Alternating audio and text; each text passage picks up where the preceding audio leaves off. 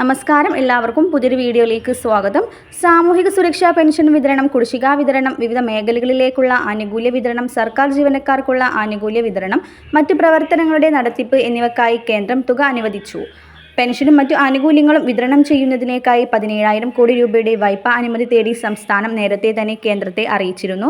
സാമ്പത്തിക വർഷാവസാനത്തിന് കേന്ദ്രം ആവശ്യപ്പെട്ടത് 17,000 കോടിയാണെങ്കിലും കേന്ദ്രം അനുവദിച്ചു നൽകിയത് 8,000 കോടി രൂപയാണ്. ഫെബ്രുവരി അവതരിപ്പിക്കാനിരിക്കുന്ന ബജറ്റിന് മുന്നോടിയായി പെൻഷനും മറ്റു ആനുകൂല്യങ്ങളും വിതരണം ചെയ്യാനാണ് സർക്കാരിൻ്റെ നീക്കം. ഈ അവസരത്തിൽ കേന്ദ്രത്തിൽ നിന്ന് തുക ലഭിച്ചത് സംസ്ഥാനത്തിന് വലിയ ആശ്വാസമായി.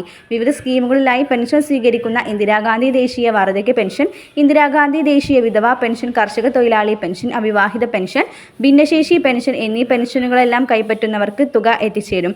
ജനുവരി മാസത്തിലെ പെൻഷനോടൊപ്പം കുടിശ്ശിക പെൻഷനും ചേർത്ത് 3,200 രൂപയാണ് വിതരണം ചെയ്യുക.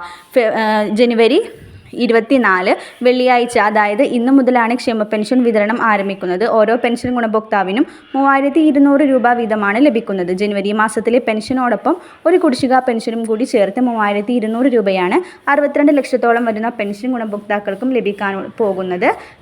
മസ്റ്ററിംഗ് ചെയ്ത എല്ലാ ഗുണഭോക്താക്കൾക്കും പെൻഷൻ തുക എത്തിച്ചേരുന്നതാണ്. ആദ്യം തുക എത്തിച്ചേരുക ബാങ്ക് അക്കൗണ്ട് വഴി തുക സ്വീകരിക്കുന്ന ആളുകളിലേക്കാണ്. പിന്നീടാണ് സഹകരണ സംഘം ഉദ്യോഗസ്ഥർ വഴി വീടുകളിൽ പെൻഷൻ തുക എത്തിച്ചേരുക. എല്ലാവരും അറിയിപ്പ് കൃത്യമായി തന്നെ ശ്രദ്ധിക്കുക.